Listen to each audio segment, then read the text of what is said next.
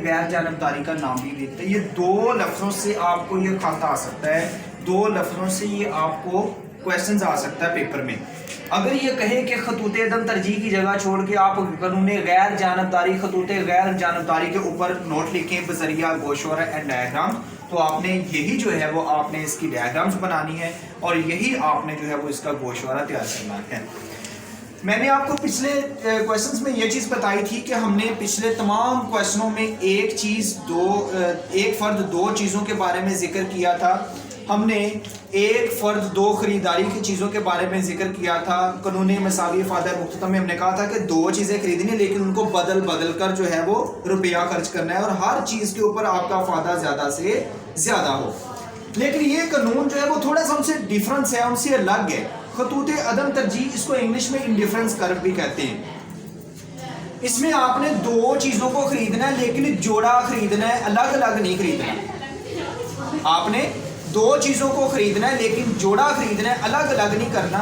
इन दोनों में से आपने, जैसे आप डील लगा लें कि ए डील होगी, बी डील होगी, सी होगी, डी होगी, तो आपने डील के हिसाब से खरीदना है। अगर आपने गोशवारे में देखा था, कल हमने पढ़ा था कि ए डील के ऊपर आपको एक आम 10 माल्टे मिल रहे हैं, बी के ऊपर 2 आम 6 माल्टे मिल रहे हैं, सी के ऊपर 3 आम 4 माल्टे मिल रहे हैं, या और 4 के ऊपर 4 आम 1 माल्टा मिल रहा है।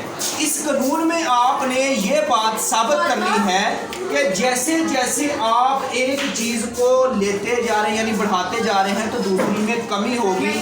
जब एक चीज़ में इजाफा होगा दूसरी में कमी होगी, तब आपका ये कानून दुरुस्त साबित होगा, अदरवाइज आपका कानून दुरुस्त साबित नहीं होगा।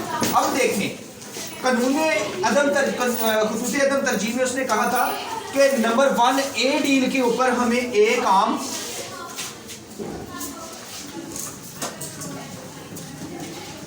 और 10 माल्टे जो थे वो डील के ऊपर मिल रहे थे। दूसरी डील के ऊपर कितने थे? 2 आम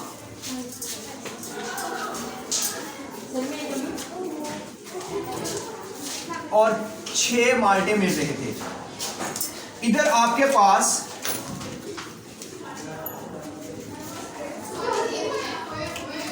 नंबर 3 के ऊपर 3 आम और 3 माल्टे मिल रहे थे। अब देखें यहां पर दोनों चीजों का अफादा बराबर आ गया, मुख्ततम अफादा बराबर आ गया। ये चीज जैसे जैसे आप एक एक आम को जो है वो ज्यादा खरीदते जा रहे हैं, लेते जा रहे हैं, उसकी क्वांटिटी को बढ़ाते जा रहे हैं, तो इधर आपके पास वाई में कमी भी हो रही है। यही चीज कानून दुरुस्त साबित होगा। इसमें यह चीज आपने बतानी है बच्चे कि अगर एक कानून में आपके पास एक चीज में कमी वाक़या हो रही है तो दूसरे में इजाफा होना चाहिए, अगर एक में इजाफा हो रहा है तो दूसरे में कमी वाक़या होनी चाहिए। यहां पर देखें, नंबर 4 के ऊपर आपके पास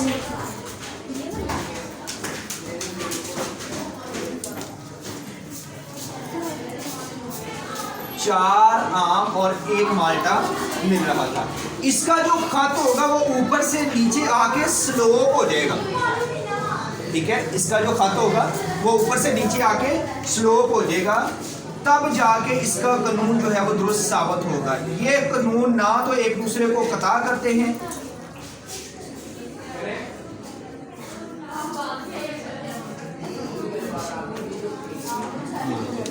यहाँ पे आपने IC का लफ्ज लिखना है, इसका मतलब होता है इंडिफरेंस कर्व, ठीक है।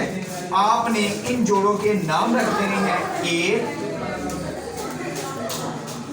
ये B D, ये C और ये D। ये हमारा आज का टॉपिक था डायग्राम्स वाला, और इंशाल्लाह ताला कल हम इसकी प्रॉपर्टीज़ पढ़ेंगे। प्रॉपर्टीज़ कहते हैं कानून खतूत अदम तरजीह की खसूसियात को, और वो भी वेरी वेरी इंपॉर्टेंट है। आपका फाइनल एग्जामिनेशन के बच्चों ने कल छुट्टी नहीं करनी है इंशाल्लाह।